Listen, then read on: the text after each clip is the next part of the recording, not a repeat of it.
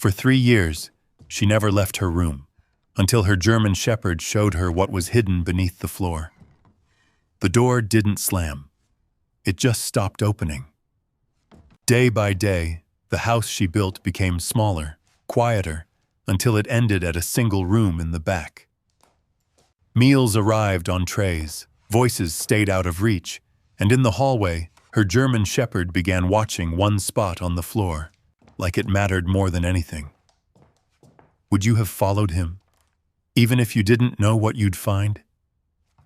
Margaret Ellison was 72 years old the first time she noticed the house felt different. Not wrong. Not yet. Just quieter in a way she couldn't quite explain. The house sat on a narrow suburban street outside Dayton, Ohio, a single-story place with pale siding that had faded unevenly over the years. The kind of home where the mailbox leaned just slightly, and the wind chimes on the porch rang even when there wasn't much wind at all.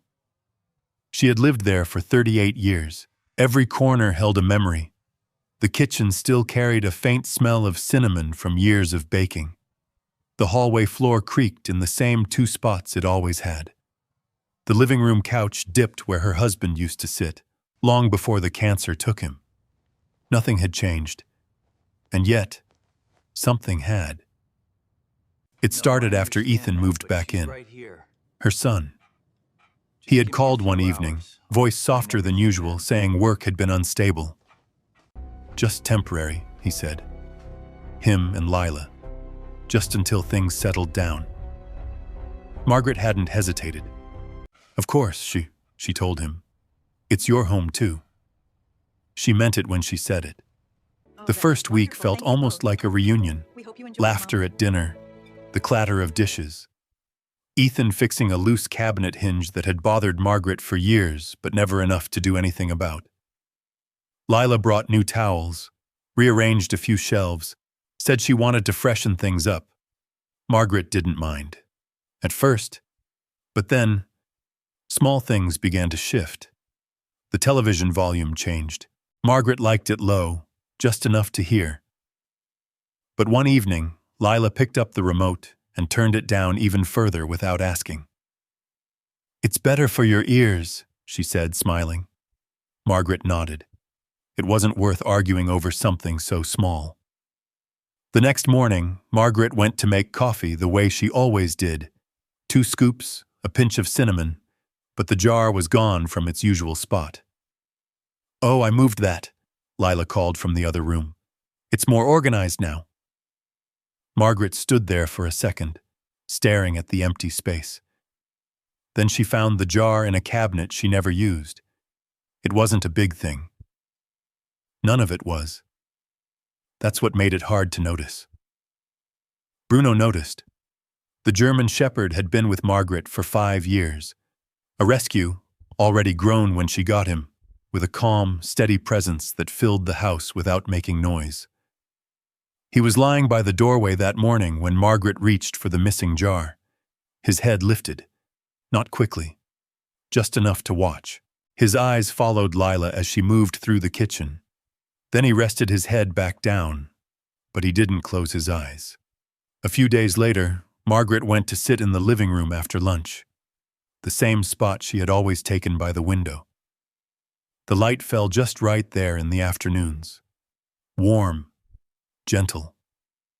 But when she stepped in, Lila was already sitting on the couch. Papers spread out across the coffee table, laptop open. A neat stack of folders beside her. Oh, Lila said, looking up. I'm working here today. Margaret paused in the doorway. That's all right, she said. I'll just sit for a minute. Lila smiled again. That same polite, careful smile. Actually, I really need quiet to focus. Maybe later? It was said kindly. So kindly that it didn't feel like a refusal. But it was. Margaret stood there a moment longer, then nodded. Of course. She turned back down the hallway. Bruno followed her. That became a pattern. Not suddenly, not all at once, but enough. The living room was busy more often. The kitchen had new systems. Drawers were rearranged, cabinets reorganized. Margaret found herself asking more questions. Where is this? Did you move that? Have you seen? Each time Lila answered quickly, smoothly. Each time Margaret adjusted. Ethan said less. He was around. He ate at the table. He watched television. But he didn't notice the small changes. Or if he did, he didn't say anything. One evening, Margaret sat at the dining table alone while Ethan and Lila talked quietly in the kitchen. She couldn't hear the words, just the tone, low, controlled. When she looked up, she saw Bruno standing in the hallway, not lying down, standing, still. His body angled toward the kitchen, ears forward, eyes fixed. Margaret watched him for a moment. Bruno, she said softly. He didn't move. That wasn't like him. He always responded, always came when she called, but this time he stayed exactly where he was, watching. A few seconds passed before he finally turned his head toward her. Then, slowly, he walked over and sat beside her chair, pressed his shoulder lightly against her leg. She reached down and ran her hand along his back. His fur was warm, steady, alive. "You're all right?" she murmured. He didn't respond. Not the way he usually did. No tail wag, no shift in posture. Just quiet. That night, Margaret lay in bed, listening to the house. The hum of the refrigerator, the faint creak of someone walking down the hallway, a door closing, then silence. She had lived in this house long enough to know its sounds, to recognize what belonged and what didn't.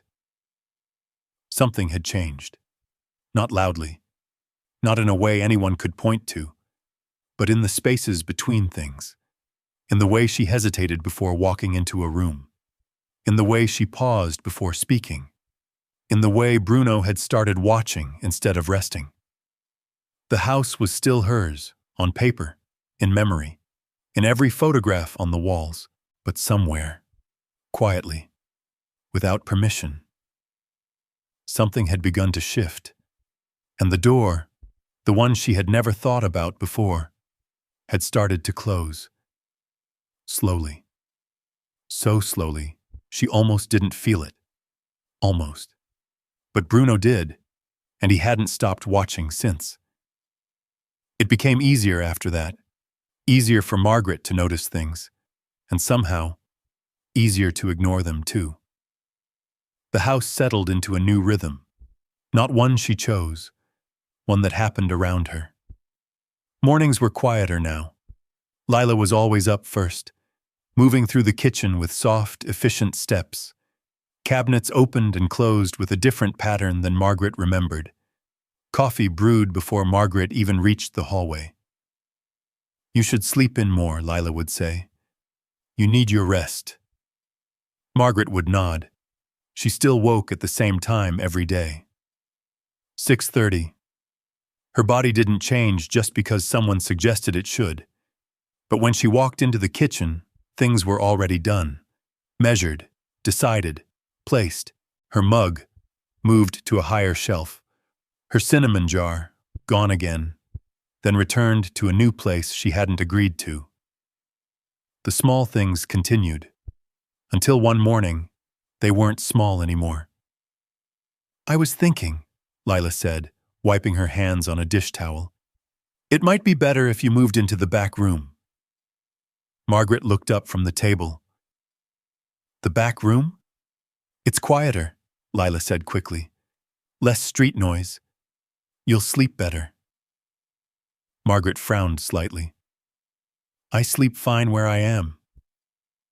Ethan was sitting nearby, staring at his phone. He didn't look up. "It's just more convenient," Lila added, her tone still light. "Closer to the bathroom. And we can use the front room for other things. What things? Margaret asked. There was a pause. Not long. Just enough. Work, Lila said. We need space to focus. Margaret glanced at Ethan. He shifted in his chair but didn't meet her eyes. It's temporary, he muttered. Temporary. That word again. Margaret folded her hands in her lap. Well, she said after a moment, if it helps. It didn't happen all at once. They didn't pack her things in boxes. They didn't make a scene. They moved her piece by piece. A sweater folded and carried down the hall. A drawer emptied to reorganize. Her framed photos, stacked neatly on the dining table, then slowly disappearing into a box she didn't open. The back room had always been there. A guest room, once, 10 feet by 12. A single window facing the side yard, where the fence stood close enough to block most of the light. The air in that room felt different. Still, like it didn't get used enough. They made the bed for her. Fresh sheets, a new lamp. It's cozy, Lila said. Margaret stood in the doorway for a long moment before stepping inside. Bruno followed. He walked straight to the center of the room and turned in a slow circle, nose low, taking in the scent. Then he sat, not relaxed, alert. Margaret noticed that. She noticed a lot more now. Her old bedroom door stayed open for a few days. Then one afternoon, she passed by and saw it closed. A new handle, a small lock. She didn't ask about it. By then, she had started choosing which questions were worth asking, and which ones didn't lead anywhere. The next change came quietly. Her phone. It sat on the nightstand beside her bed. An old model, nothing fancy. She used it mostly for calls, neighbors, friends, the occasional check-in. One afternoon, she reached for it. It wasn't there. She checked the drawer, the dresser, the kitchen counter. Nothing. Have you seen my phone? She asked later. Lila didn't hesitate. It's been acting up, she said, dropping calls. I took it to get checked. When will it be back? Oh, you don't really need it right now, Lila replied. I can make calls for you if you need anything. Margaret opened her mouth to respond, then closed it. Ethan was in the room, still on his phone, still not looking up. Days passed. The phone didn't return. Then came the money. Margaret had always handled her own bills. Carefully. Methodically. Every receipt kept in a small envelope. Every payment noted in a spiral notebook she'd used for years. One evening, Lila sat across from her at the table. I've been going over your finances, she said. Margaret blinked. My finances? It's just a lot to manage, Lila continued smoothly. Utilities, groceries, insurance, it adds up. I've managed just fine, Margaret said. I know, Lila said quickly. Of course you have. But it would be easier if I handled it now, just to simplify things. Ethan shifted in his chair again. Yeah, Mom, he added. It's just easier this way. Margaret looked at him. Really looked this time. His face hadn't changed much over the years. Same features, same eyes. But something behind them felt distant, like he was somewhere else entirely. I don't need help, she said quietly. Lila smiled, not unkindly, just firmly. It's not about need, she said. It's about what's best. The next month, Margaret didn't see her pension deposit. Instead, Lila handed her an envelope. Inside was cash, a small amount. For personal things, Lila said. We're covering everything else. Margaret held the envelope in her hands. The paper felt thin, light, like it didn't weigh what it should. Bruno was lying just outside the doorway. He hadn't moved from that spot in days. At night, he slept there. right against the threshold, as if something inside the room needed guarding, or something outside needed keeping away. Margaret tried once to bring him inside. "Come on," she said, patting the bed. He stepped in halfway, then stopped, looked back toward the hallway, and returned to his spot by the door. That was when she realized he wasn't guarding the room.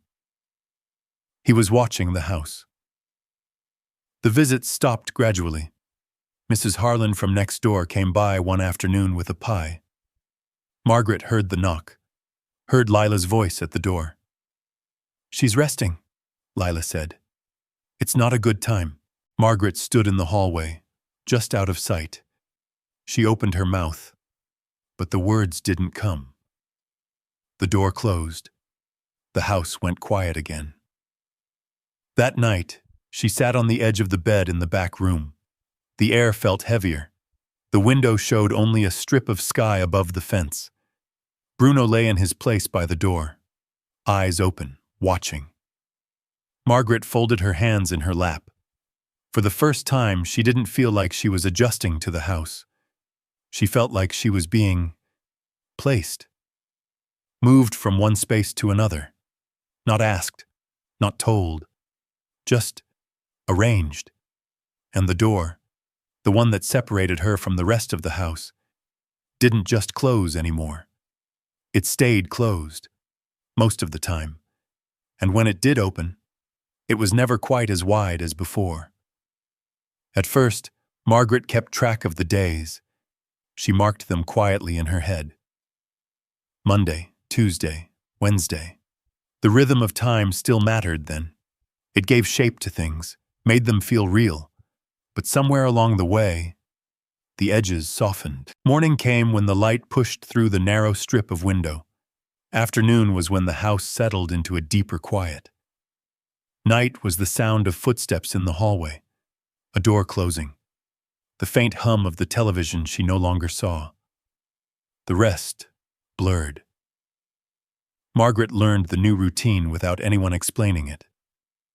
Breakfast arrived on a tray, usually toast, sometimes eggs, always placed just inside the doorway. "Here you go," Lila would say, already halfway turned away. Lunch came the same way. Dinner too. The plates were always clean, measured, efficient, not careless. That was the strange part. Nothing felt rushed. Nothing felt angry. Just controlled.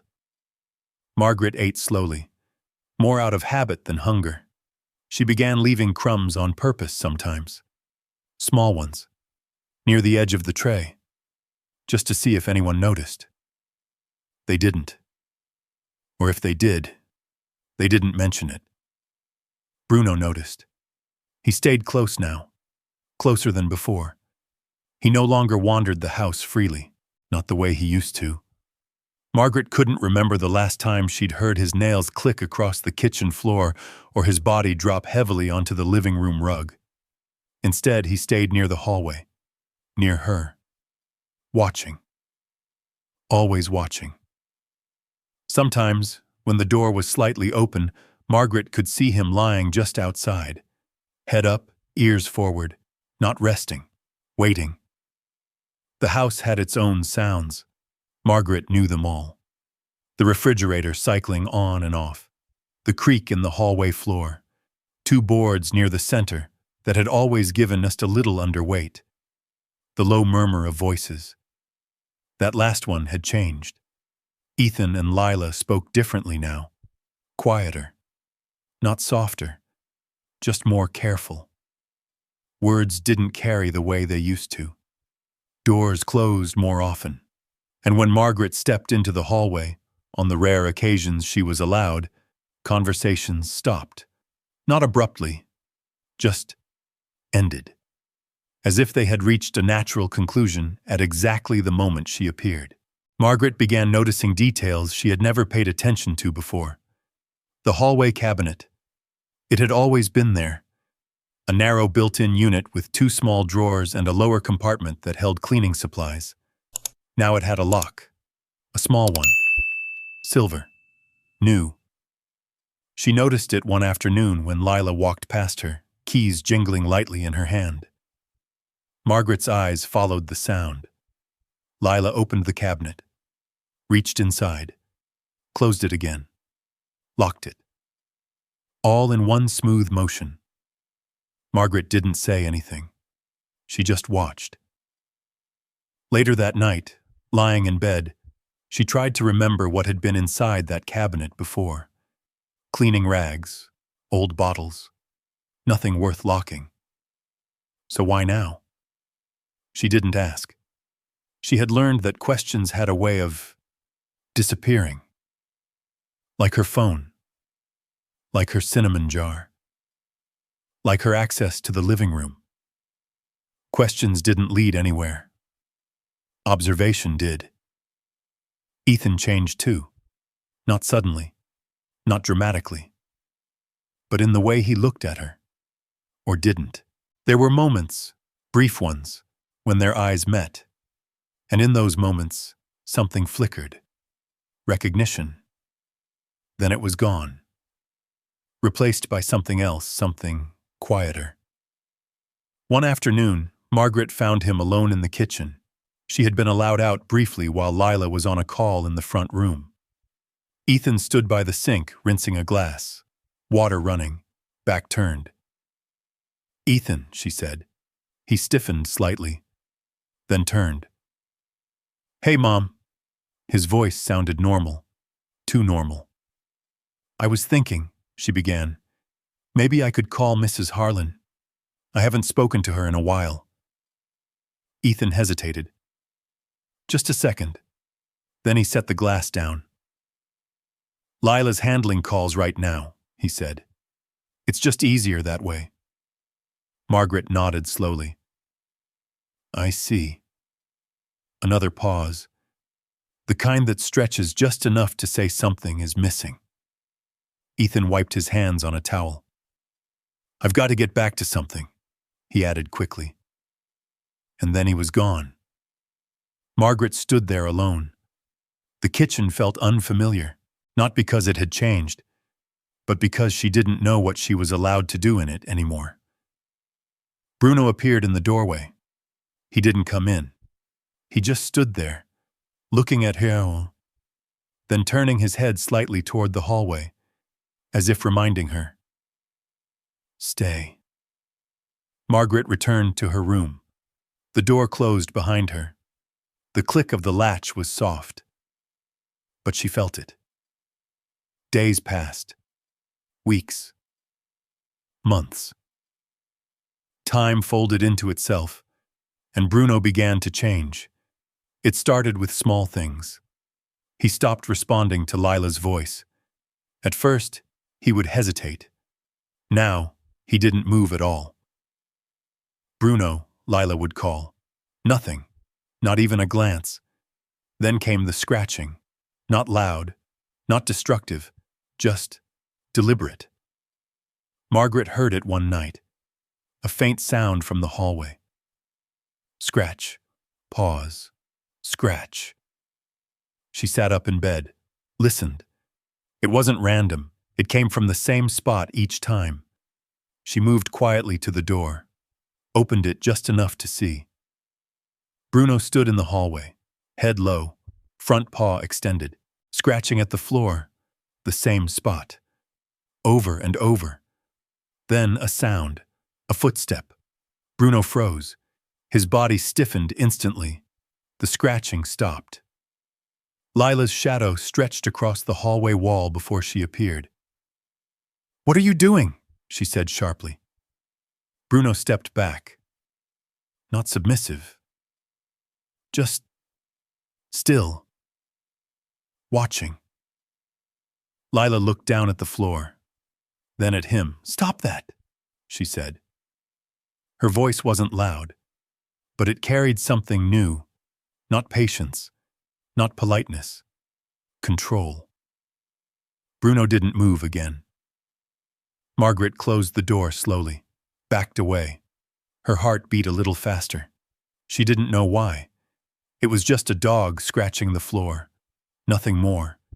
And yet, the way he had stopped, the way Lila had reacted, the way the hallway suddenly felt different.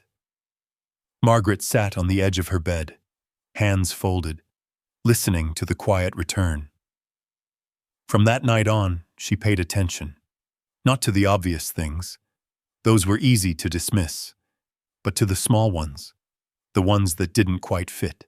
The locked cabinet, the hushed voices, the way Bruno returned to that exact spot in the hallway, again, and again, and again, as if something beneath it mattered. Margaret tried to forget about it the next morning. She told herself it was nothing. Old wood shifts, floors settle, dogs get restless, that's all. But Bruno didn't forget. He returned to that same spot before breakfast, before the tray arrived, before the house fully woke. Margaret heard him, a soft, steady sound. Scratch, pause, scratch. Not frantic, not messy, measured. She sat up in bed, listening. The room felt colder than usual, or maybe it was just the quiet pressing in a little harder. When she opened the door, Bruno stopped immediately. He didn't move away this time. He stayed right there, standing over the spot, looking at her. His ears were forward, his body still, but there was something in his eyes she hadn't seen before. Not fear, not confusion. Focus, clear and steady. "Bruno," she whispered. He didn't come to her. That was new. Instead, he took a step back. Just one. Then looked down at the floor again, then back at her. It wasn't random. It wasn't habit. It was intention. Margaret stepped into the hallway slowly. Her slippers brushed lightly against the floorboards. The familiar creak sounded under her weight. One step, then another. But not where Bruno stood. That section of the hallway didn't creak at all. It was quiet. Too quiet. She moved closer. Bruno didn't retreat. He held his ground, just enough space for her to step beside him. Margaret looked down. The wood looked the same as the rest of the hallway. Same color, same grain. But there were marks now, faint ones. Thin lines, barely visible unless the light hit them just right. Claw marks, small, repeated, always in the same place. Her hand hovered over the floor. She hesitated. It felt strange to touch it, like crossing a line she couldn't see, but somehow understood. "Margaret?" Lila's voice came from behind her, sharp, too sharp for a simple question. Margaret pulled her hand back immediately. Turned. "Oh, I was just—" "Come back inside," Lila said, already stepping forward. Her eyes flicked to the floor. "Just for a second." Then back to Margaret. "You shouldn't be standing out here," she added, her tone softer now, but not warmer. "It's not safe if you lose your balance." Margaret nodded. "Yes, of course." She stepped back into the room. Bruno didn't move. Not right away. He stayed there, standing over that spot, even as Lila approached. "Bruno," Lila said. He didn't respond. "Bruno," she repeated, firmer this time. Nothing. For a moment, the hallway held its breath. Then Bruno slowly turned, walked past her, not submissive, not hesitant, just done. He entered the room and settled beside Margaret's bed. Lila watched him for a second longer than necessary. Then she looked back at Margaret. "You need to stay in your room unless one of us is with you," she said. It sounded like concern, but it wasn't a suggestion. Margaret lowered her eyes. "I understand." The door closed. The latch clicked. Bruno didn't lie down right away. He stood by the door, listening, waiting. Only when the footsteps faded did he finally settle, but not fully. His head stayed up, ears alert. Margaret sat on the edge of the bed. Her hands rested in her lap, but her fingers were tense. That spot in the hallway stayed in her mind, not clearly, not logically, just present. Like a word on the tip of her tongue she couldn't quite say. Days passed. Bruno didn't stop. If anything, he became more careful. He no longer scratched when anyone else was nearby, only in the early hours, or late at night, when the house was quiet, when the walls felt thinner. Margaret began noticing more, not just the spot, but Bruno himself. He no longer followed Lila's movements at all, didn't react to her voice, didn't respond to commands. It was as if she didn't exist to him. But when Margaret moved, even slightly, he was there, close, watching, positioning himself between her and the doorway whenever possible. One afternoon, when Lila stepped into the room to collect the tray, Bruno shifted. Not aggressively, just enough. He moved closer to Margaret's side, blocking the space. Lila paused, just for a moment, then forced a smile. "He's getting protective," she said. Margaret didn't answer, because it didn't feel like protection, not in the usual sense. It felt like Bruno was keeping track of something that didn't belong. That evening, Margaret tried something. When the house quieted down, she stood up slowly, walked to the door. Bruno was already there, waiting. She opened it just a little. The hallway stretched out in dim light. Silent. Still. Bruno stepped out first, turned, looked at her, then walked to the spot. No hesitation, no distraction. Straight to it. He stood over it again, and this time, he didn't scratch. He just looked down, then up at her. Margaret stepped closer. Her heart beat a little faster. Not from fear, from something else. Something she couldn't quite name. She knelt carefully. The floor felt solid under her knees. Her hand moved slowly, hovering, then lowering. Bruno leaned in slightly, not touching her, just there, guiding without pushing. Her fingers brushed the surface, smooth, but not perfectly. There was a difference, subtle, a slight edge. Her nails caught it. A line, almost invisible, but real. Margaret pressed lightly. The wood didn't move. She pressed again, harder. Still nothing. From down the hall, a sound, a shift, a door opening. Bruno's head snapped up instantly. His body stiffened. Margaret pulled her hand back, stood up, too quickly. Her balance wavered for a second. Bruno moved beside her immediately. Steady, grounding. Lila's footsteps approached. Margaret stepped back into her room. Bruno followed. The door closed just as Lila turned the corner. "Everything okay?" Lila called. "Yes," Margaret answered. Her voice sounded normal, calm, but her hand still felt the shape of that line, that edge, that place where the floor wasn't quite what it seemed. Bruno lay down by the door again, but his eyes stayed open, fixed, not on the hallway now, but on Margaret, as if waiting, as if he had shown her something, and now it was her turn to understand it. Margaret didn't sleep much that night, not because she was afraid, but because something had shifted. For 3 years, she had adjusted, accepted, waited. Now, she was aware. Not fully, not clearly, but enough.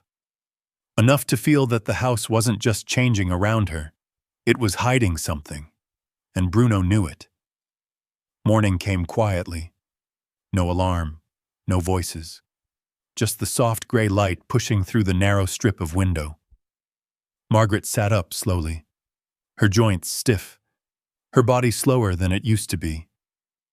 Bruno was already awake, sitting by the door, watching, waiting, as if the day had already begun for him. She noticed something then. The latch. It wasn't fully closed, just slightly off, a thin gap between the door and the frame, barely visible. Margaret stared at it. Her first instinct was simple. Close it. That had become habit. Keep things as they were. Don't create problems. But Bruno didn't move. He didn't look at the door. He looked at her. Steady.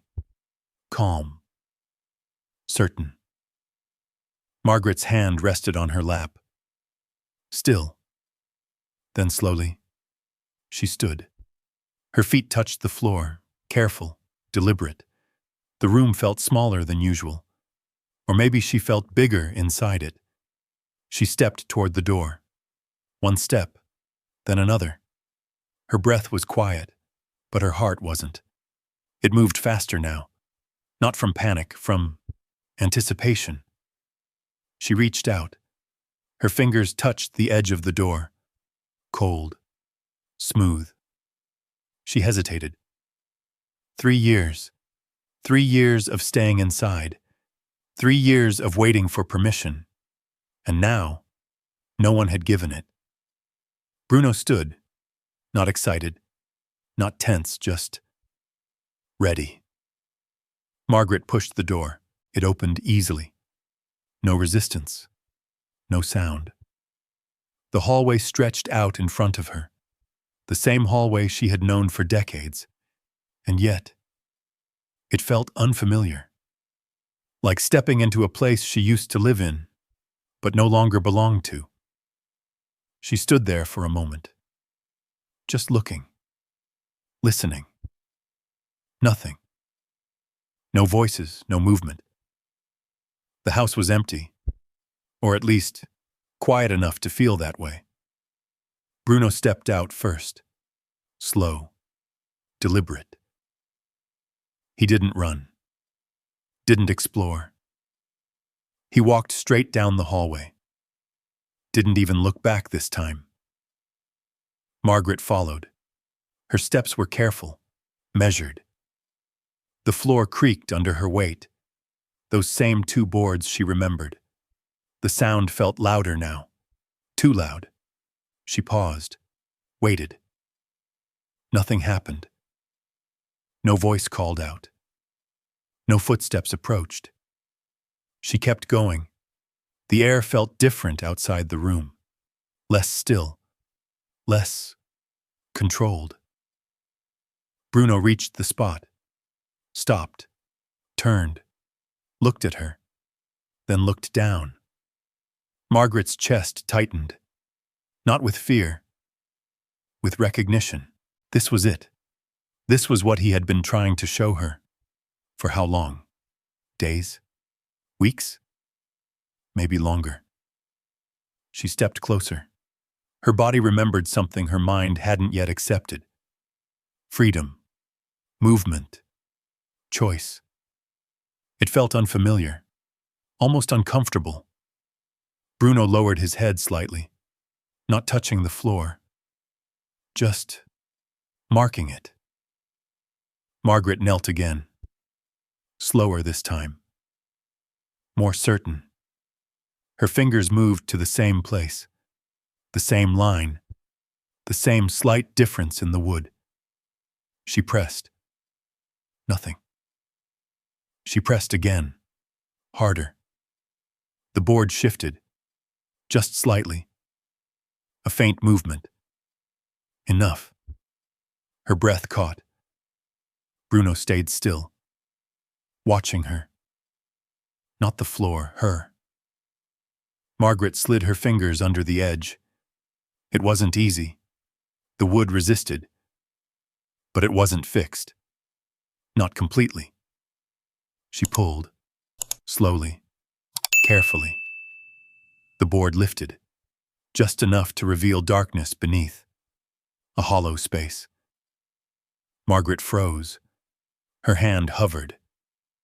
Bruno didn't move, didn't push, didn't rush her. Just waited. Margaret swallowed, then reached in. Her fingers touched metal, cold, solid. She gripped it, pulled.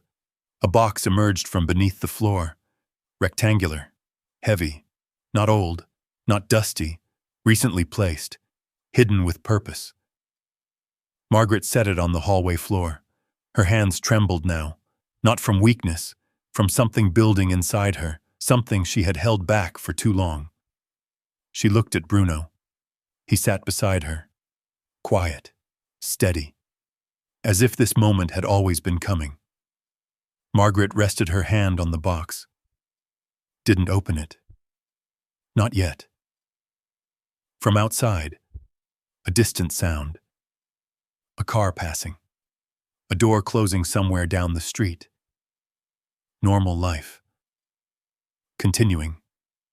Unaware. Margaret exhaled slowly. Then she lifted the lid. Inside. Papers. Neatly stacked. Organized. Intentional. Not forgotten. Not accidental. Her fingers moved through them. The first page. A document. Official. Typed. Her name at the top, Margaret Ellison. Below it, words she didn't expect. Property transfer. Ownership change. Her eyes moved faster now, line by line, trying to make sense of it. Then another page. Bank statements. Numbers she recognized. Amounts she didn't. Withdrawals. Transfers. Patterns. Her hands tightened. Another document. Medical evaluation. Her name again. Her age. A diagnosis. Cognitive decline. Margaret stared at the words. Her vision blurred for a second. Not from confusion. From the weight of what she was seeing. This wasn't a mistake. This wasn't misunderstanding. This was planned. Carefully. Quietly. Bruno shifted closer. His body pressed lightly against her side. Grounding. Real. Margaret's breath came slower now. Controlled. But inside, something was breaking open. Not loudly, not violently, just completely. She looked down at the papers again, then at the hallway, then at the house, her house, and for the first time, it didn't feel like confusion anymore. It felt like truth. Margaret didn't rush. That surprised her. She thought she might panic, or cry, or call out, but none of that came. Instead, she sat there on the hallway floor, the box open in front of her, papers spread slightly across the wood. The house was still. Too still. The kind of quiet that makes every small movement sound louder than it should. A clock ticking somewhere. The low hum of electricity in the walls. Bruno's breathing beside her. Steady. Reliable. Margaret picked up the first document again. Her name was typed clearly at the top. Margaret Ellison, the address below it. This house, her house, she had signed papers when she bought it decades ago. Sat across from a man in a small office downtown, hands steady, reading each line carefully before putting pen to paper. She remembered that day, the weight of it, the certainty. This paper didn't feel the same. She looked at the signature at the bottom. Her name again. Written in a hand that looked like hers, but wasn't. Not quite. The loops were tighter, the spacing wrong. A copy. A practiced imitation. Margaret stared at it for a long time, then set it down. Slowly. The next document was worse. Bank statements. She recognized the account number immediately. She had written it down so many times over the years, it had become something she didn't even have to think about. But the numbers beside it, they didn't make sense. Withdrawals she hadn't made, transfers she hadn't authorized, amounts that came in and then disappeared, again and again. A pattern, clean, deliberate. She flipped through the pages. Dates aligned. Months, years. Not recent, not sudden. This had been happening for a while. Margaret's fingers tightened slightly on the paper. Still no tears. Just clarity. Then she picked up the medical report. Her hand hesitated for the first time. She already knew what it said. She had seen enough. But seeing it again, reading it, was different. She unfolded the page, typed paragraphs, clinical language, measured tone, signs consistent with early cognitive decline. Patient exhibits confusion regarding financial matters. Recommendation, supervision and assistance with decision-making. Margaret let out a slow breath. The words were calm, professional, convincing. If you didn't know better, if you didn't know her. She looked down at her own hands. They were steady. Her thoughts were clear. Every moment of the past 3 years, every conversation, every decision made for her fell into place. Not as accidents, not as concern, but as steps planned, built, layer by layer. Bruno shifted beside her. She felt his weight press lightly against her leg. She rested her hand on his back without thinking. His fur was warm, grounding, real. She needed that. Something real. Margaret gathered the papers into a neat stack. Not rushed. Not frantic. Careful. Deliberate. The way she had always handled important things. She placed them back in the box, closed the lid, but didn't return it to the floor. Not yet. She looked down the hallway. The same hallway she had walked 1,000 times. Now it felt different, not unfamiliar, but revealed, like something had been hidden in plain sight.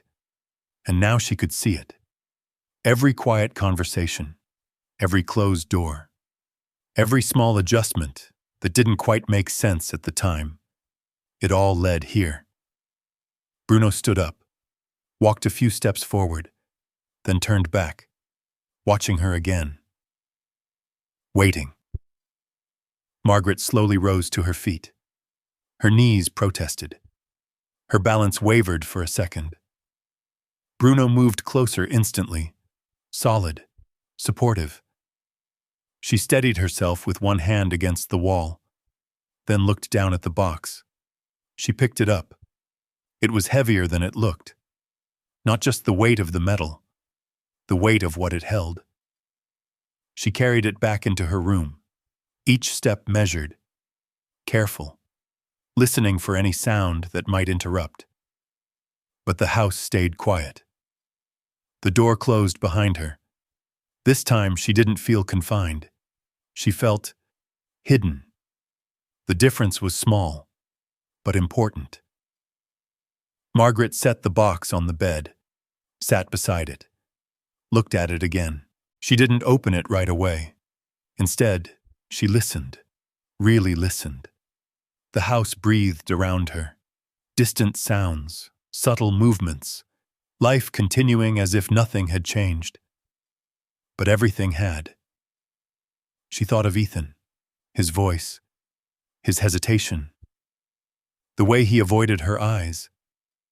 She saw him again in the kitchen, rinsing that glass. "Yeah, Mom. It's just easier this way. Easier." Margaret closed her eyes for a moment, then opened them.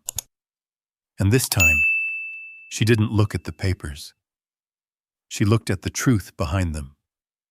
Not the documents, not the numbers, not the words, the choices, the decisions, the silence.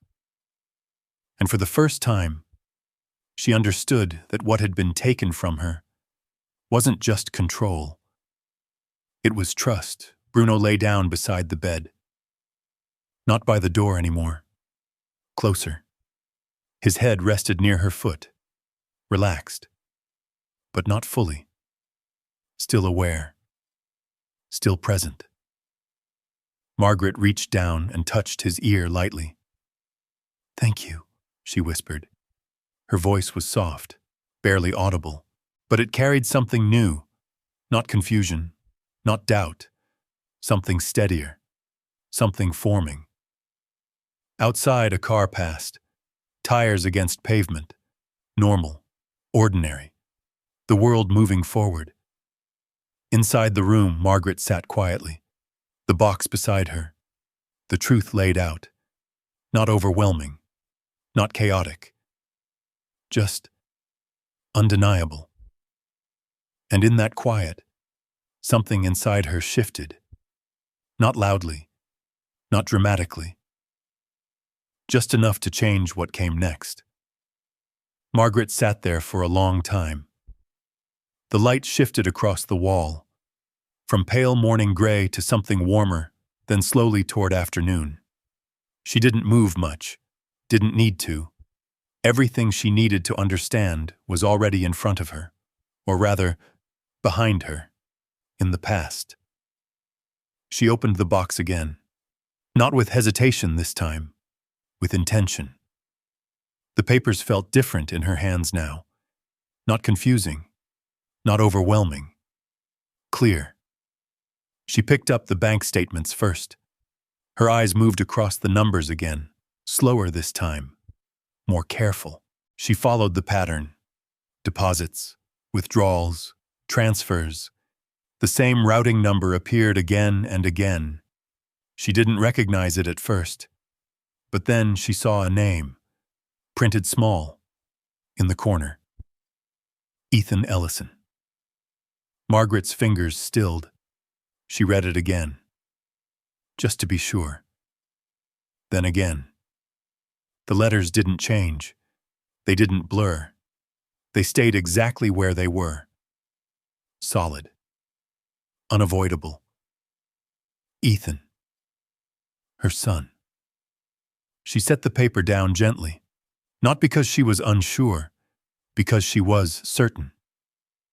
The room felt quieter. Even Bruno didn't move. He lifted his head slightly, watching her. Margaret picked up the next document. The property transfer. She studied the signature again. Her name, written carefully, imitated, but not perfect. Her eyes shifted lower. Witness signature. Another name. Not hers. Not Lila's. But the line below, authorized by Ethan Ellison. Margaret let out a slow breath. It wasn't loud. It wasn't sharp. Just air leaving her body. Steady. She leaned back slightly. The bed creaked under her weight. The sound felt louder than it should have. For a moment, she didn't look at the papers. She looked at the wall. Plain. Still. Familiar. And yet, everything felt different now. Because this wasn't just Lila. It couldn't be. Not anymore. Not with this. Margaret closed her eyes, and memories came. Not in order. Not neatly. Just pieces. Ethan as a boy. Running through the yard, laughing, his shoes always untied. Ethan at the kitchen table doing homework, asking questions she didn't always have answers for. Ethan's hand in hers when he was small, tight, trusting, then older, quieter, more distant. But still hers.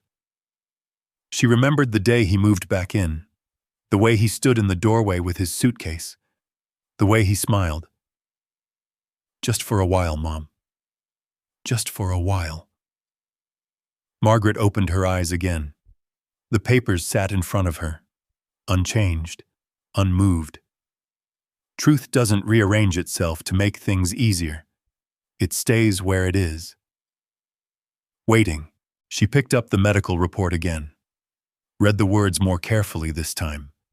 Patient exhibits confusion. Requires supervision. Not fit for independent financial decisions. Margaret shook her head slightly. Not in disbelief. In recognition. That report hadn't just justified what they were doing. It had allowed it. Given it shape. Legitimacy. She flipped the page over. At the bottom, a signature. Doctor's name. Printed. Then another line. Family authorization. Ethan's name again. Her hand tightened just slightly. Still no tears. That surprised her. She thought there would be anger, or grief, or something louder. But what came instead was quieter, heavier, a kind of stillness, the kind that settles in when something becomes undeniable. Bruno stood up slowly, moved closer, pressed his body lightly against her leg, not asking, not comforting, just there. Margaret rested her hand on his head. His ears were warm under her fingers. "You knew something was wrong," she said softly. Bruno didn't move, didn't respond. But he stayed. That was enough. Margaret looked back at the papers, then toward the door, then back again. Her mind moved through the past few years. Conversations, moments, silences. She saw it differently now. Ethan not answering her questions. Not because he didn't know, because he couldn't. Or wouldn't. The way he stood in the kitchen, avoiding her eyes. The way he agreed with Lila without adding anything of his own. The way he said, "It's just easier this way." Margaret let out another slow breath. "Easier for who?" she whispered. The room didn't answer. It didn't need to.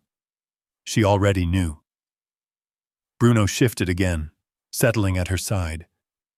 His presence felt stronger now. Not protective. Not exactly. More like steady. A constant in something that had changed too much. Margaret gathered the papers once more, stacked them carefully, aligned the edges, placed them back inside the box. Each movement deliberate, controlled. She closed the lid. This time the sound felt final, not loud, but certain. She sat there for a while longer, just listening, feeling the weight of what she now understood. Not just the actions, but the choice. That was the part that stayed with her. Not what Lila had done, but what Ethan had allowed, or worse, what he had signed. Margaret stood slowly. Her body felt older in that moment, not weaker, just aware of time, of distance, of everything that had shifted without her permission. She walked to the door, opened it slightly. The hallway was quiet, empty. The spot in the floor looked the same as always. Ordinary. If you didn't know, if you hadn't seen. Margaret closed the door again, turned back to the room, to the box, to Bruno. And for the first time in a long while, she wasn't waiting for something to happen.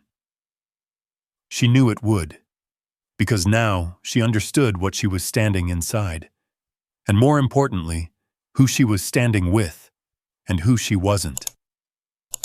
Margaret didn't rush. That was the first decision she made. Not to panic, not to confront. Not yet. The house remained the same on the outside. The same walls. The same quiet hum in the evening. the same footsteps passing her door. But inside her, everything had shifted. She moved through the rest of the day carefully, as if nothing had changed. Because for them, nothing had. Lila brought dinner on a tray. Chicken, rice, a glass of water. "Eat while it's warm," she said, setting it down. Margaret nodded. "Thank you." Lila paused in the doorway. Her eyes flicked around the room briefly. Checking. Always checking. Then she left. The door clicked shut. Margaret waited, listened to the footsteps fade. Only then did she move. The box sat on the bed where she had left it, closed, still, but not hidden anymore. Not to her. She opened it again, not to read, not to question, but to prepare. The papers went first, carefully stacked, folded once, then again, not too tight, just enough to fit. She found an old cloth bag in the drawer beside the bed, one she used to keep spare linens in. She emptied it, shook it out, placed the documents inside. Her hands didn't shake now. They moved with purpose. Next, money. Not much. What Lila had given her over time. What she hadn't spent. What she had quietly kept. Small bills. Folded. Hidden. Margaret reached under the mattress, pulled out the envelope she had tucked there weeks ago. She added it to the bag. Bruno watched from the floor. Still. Silent. His eyes followed every movement. Not confused.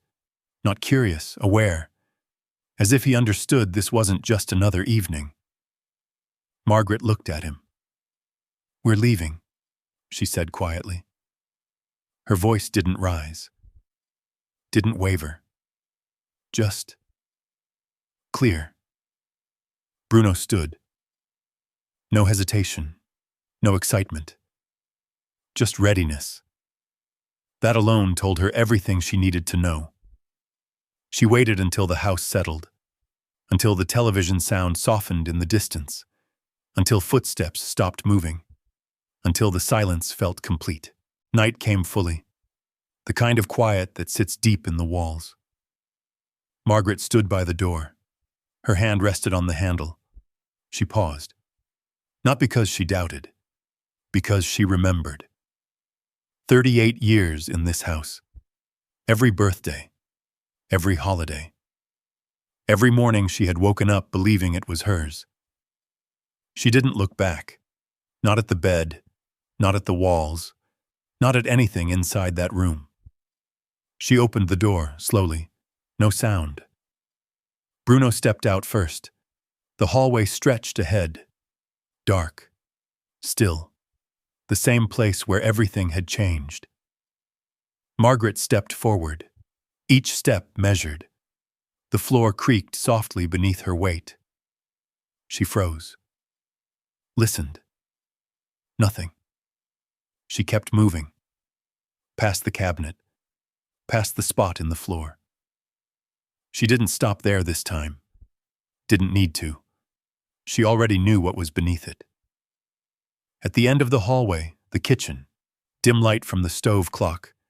Green numbers glowing faintly. Bruno moved ahead. Checked the space, turned back. Clear. Margaret followed. Her breath was slow, controlled. The back door stood just beyond the kitchen. A simple door.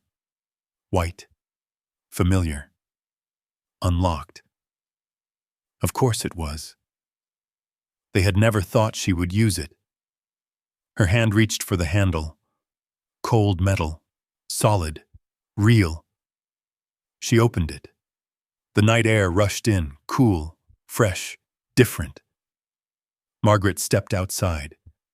The ground felt uneven beneath her feet. Not soft like carpet. Not smooth like wood. Real ground. She hadn't felt it in so long. She paused on the small step just outside the door, looked up. The sky stretched above her, wide, open, a few stars visible between the thin clouds. The air carried distant sounds, a car passing far away, wind moving through trees, life continuing, unaware. Bruno stepped down first, then turned, waiting. Margaret followed. The door closed behind her, not slammed, not forced, just shut. The sound was soft, but it marked something, not an ending, a separation. She didn't lock it, didn't look back. They walked down the narrow path beside the house. Grass brushed against her legs. Cool, damp. The fence line guided them forward. Bruno stayed close, not pulling, not leading, beside her, equal. At the edge of the yard, Margaret stopped. Her breath came a little heavier now, not from fear, from movement, from change. She adjusted the bag on her shoulder, looked ahead. The street stretched out under dim streetlights. Quiet, empty, open. For a moment, just a moment, she felt it. The unfamiliar weight of not knowing what came next. No plan, no destination, just away. Bruno stepped forward slightly, then stopped, looked back. His eyes met hers. Steady, grounded, present. Margaret nodded, a small movement, but enough. She stepped forward, onto the street, away from the house, away from the room, away from the silence that had held her for 3 years. The night didn't feel threatening. It felt honest. Each step carried her further. The house behind her faded into shadow. Just another shape on the street. Just another place, not hers anymore. Or maybe, never what she thought it was. Bruno walked beside her, calm, certain, as if this path had always been there, waiting. And now they were finally on it. The street felt longer than Margaret remembered, not physically, but in the way each step carried weight. The houses on either side stood quiet, porch lights off, curtains drawn, lives tucked safely inside. Margaret walked slowly, not because she had to, because she was choosing each step. Bruno stayed close, sometimes half a step ahead, sometimes beside her, never pulling, never wandering. Just present. They reached the corner. Margaret paused, looked back once. The house sat still in the distance. Dark. Ordinary. Nothing about it suggested what had happened inside. Nothing about it showed the years she had lost. She turned away. Didn't look again. There was a small bus stop 2 blocks down, a simple metal bench, a faded sign, a schedule taped behind scratched plastic. Margaret sat. Her legs needed it. Her breath steadied. The night air cooled her skin. Bruno lay down beside her. His head rested near her foot. For the first time in a long while, he relaxed. Not fully, but enough. Margaret reached down and touched his back. "You did good," she said quietly. The bus came 20 minutes later, headlights cutting through the dark. The doors opened with a soft hiss. The driver glanced at her, then at Bruno. "You okay, ma'am?" he asked. Margaret nodded. "Yes." He didn't ask anything else, just lowered the step. She climbed on, slow, careful. Bruno followed. The bus was nearly empty, a few scattered passengers, heads down, lost in their own worlds. Margaret took a seat near the middle. The bag rested on her lap. Bruno curled at her feet. The bus moved. The city shifted outside the window. Streetlights, storefronts, closed signs. Margaret didn't watch closely. She didn't need to. She was already moving forward. That was enough. The legal aid office opened at 8. Margaret arrived early, sat on a bench outside. The building was plain, brick, functional. A small sign near the door. Nothing impressive, nothing intimidating.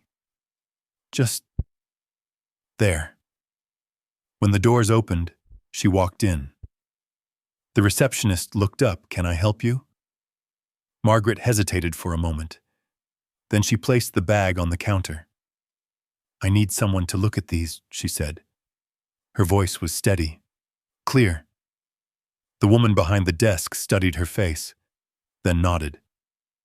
"Have a seat. Someone will be with you shortly." Margaret sat. Bruno stayed close. His presence drew a few glances, but no one said anything. A man in his 40s stepped out after a few minutes. Suit jacket slightly wrinkled, tie loosened. He looked tired, but his eyes were sharp. "Margaret Ellison?" he asked. She stood. "Yes, I'm Daniel Harper. Come on back." They sat in a small office. Desk, 2 chairs, a file cabinet. Nothing more. Margaret placed the bag on the desk, opened it, laid the papers out, one by one. She didn't rush, didn't explain, just let the documents speak. Daniel read, slowly at first, then faster, then carefully again. His expression changed, subtly. But Margaret saw it. "This is significant," he said finally. Margaret didn't respond. She didn't need to. He looked at her. "Did you sign any of these?" "No." "Have you been diagnosed with any cognitive issues?" "No." He nodded, picked up the medical report again. "This evaluation, did you attend this appointment?" Margaret shook her head. "I've never seen that doctor." Daniel leaned back in his chair, exhaled, then leaned forward again. "Margaret, this is fraud." The word hung in the air, clear, defined, not hidden, not softened. Fraud.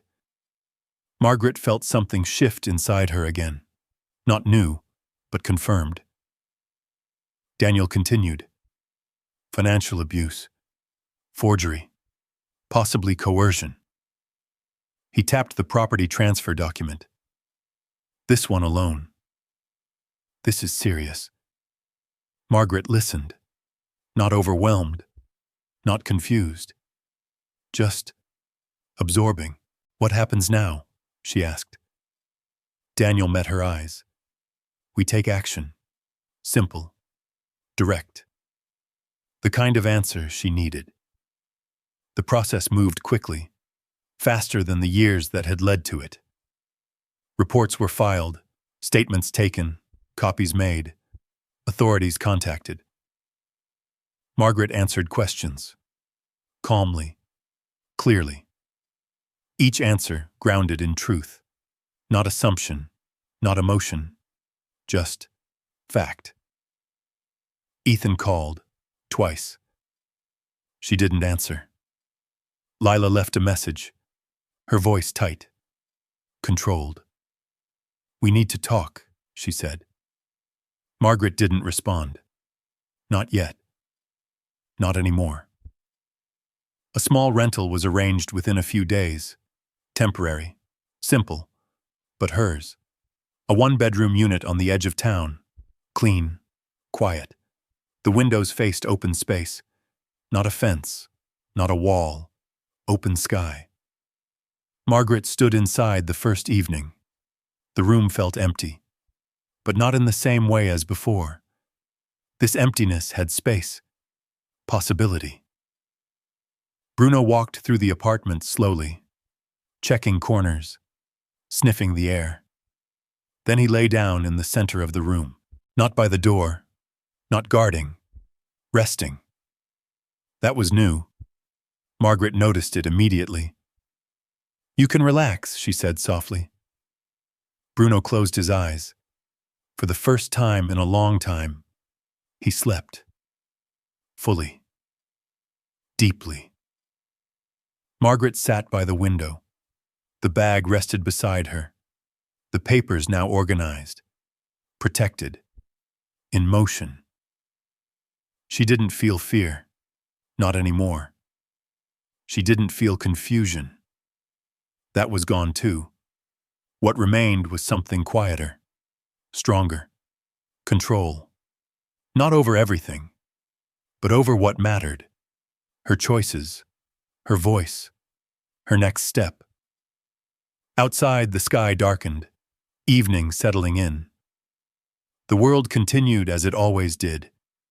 But Margaret didn't feel left behind anymore. She felt present. And somewhere across town, in a house that looked unchanged, the truth had already begun to surface. It started quietly. A knock at the door. Not loud, not aggressive, just firm enough to be taken seriously. Lila opened it. Two people stood on the porch, one in plain clothes, the other holding a folder. They introduced themselves, asked simple questions, requested access. The kind of calm, controlled presence that didn't need to raise its voice. Inside the house, nothing had moved. The furniture still sat in its place. The kitchen still carried Lila's touch. The hallway floor remained exactly as it had been. But now, every detail was being looked at differently. Measured, documented, not assumed. Ethan stood in the living room, hands clasped, eyes moving between the officers and the floor. He tried to explain, started sentences that didn't finish. Lila spoke more. Clear, structured, confident at first, then less so, then careful. The folder in the officer's hand opened. Documents, copies, names, dates, signatures, and the absence of one thing: truth. The house didn't argue. It didn't defend itself. It simply held what had been done inside it. And now that was enough. Miles away, Margaret stood in her small kitchen. Morning light filtered through the window. Soft, steady. She poured coffee into a simple ceramic mug. No tray, no waiting.